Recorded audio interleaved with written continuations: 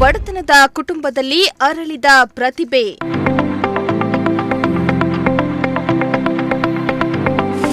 Old friend ration fitness ಸ್ಪರ್ಧೆಯಲ್ಲಿ ಕಿರೀಟ ಗೆದ್ದ ಯುವಕ.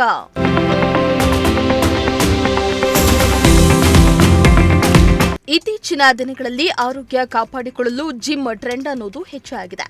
ಕೆಲವರು ಟೈಂ ಪಾಸ್ ಮಾಡಲು ಜಿಮ್ಗೆ ಹೋಗ್ತಾ ಇದ್ರೆ, ಇನ್ನು ಕೆಲವರು ನಿಜವಾದ ಶ್ರಮದಿಂದ ದೇಹ ದಾರಡಿಯತೆ ಮಾಡ್ತಿದ್ದಾರೆ. ಆದರೆ ಇದಕ್ಕೆ ಬೇಕಾದ ಆಹಾರ, ಪೌಷ್ಟಿಕಾಂಶಗಳು ಮತ್ತು ಸಮಯದ ವ್ಯವಸ್ಥೆ ಇಲ್ಲದಿರುವುದು ಬಡ ಮತ್ತು ಮಧ್ಯಮ ವರ್ಗದವರಿಗೆ ದೊಡ್ಡ ಸವಾಲಾಗಿದೆ. ಆದರೂ ಸವಾಲುಗಳಿಗೆ ಹೆದರದೆ ಬಡ ಕುಟುಂಬದ ಯುವಕನೋರ್ವ ನಿರಂತರ ಶ್ರಮದಿಂದ ಸಾಧನೆಯನ್ನ ಮಾಡಿದ್ದಾನೆ.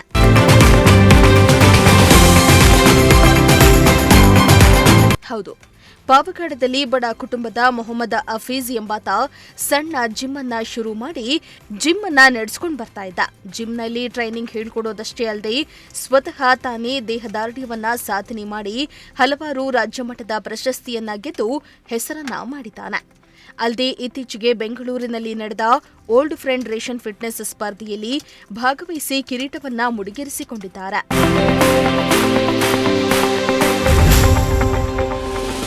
ಇನ್ನು ತನ್ನ ಸಾಧನೆ ಬಗ್ಗೆ ಪ್ರಜಾಶಕ್ತಿ ಟಿವಿಯೊಂದಿಗೆ ಮಾತನಾಡಿದ ಮೊಹಮ್ಮದ್ ಹಫೀಜ್, ನಾನು 5 ವರ್ಷದಿಂದ ಕಷ್ಟಪಟ್ಟು ಹಾರ್ಡ್ ವರ್ಕ್ ಮಾಡಿ ಈ ಸಾಧನೆಯನ್ನ ಮಾಡ್ತಿದ್ದೇನೆ.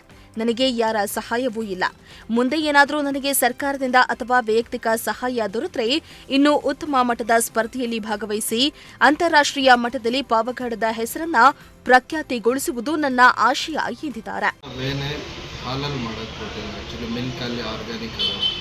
ಅದನ್ನು ಸ್ಟೆರಾಯ್ಡ್ಸ್ ಅಂದ್ಕೊಂಡು ತಗೊಳ್ಳಲ್ಲ ತುಂಬ ಜನ, ಅದ್ರ ಬಗ್ಗೆ ನಾಲೆಡ್ಜ್ ಇರಲ್ಲ. ಅವರು ಈ ಥರ ಎಲ್ಲ ನೆಗೆಟಿವ್ ಆಗಿ ಸ್ಪ್ರೆಡ್ ಮಾಡ್ತಾರೆ. ವೇ ಪ್ರೋಟೀನ್ ಯಾವತ್ತು ಸ್ಟೆರಾಯ್ಡ್ಸ್ ಅಲ್ಲ, ಹಾಲಲ್ಲಿ ಮಾಡೋದು.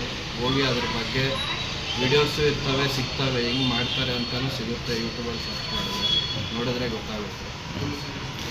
ಮತ್ತು ನೀವೊಂದು ಜಿಮ್ಮು ಸಹ ನಡೆಸ್ತಿದ್ದೀರಾ.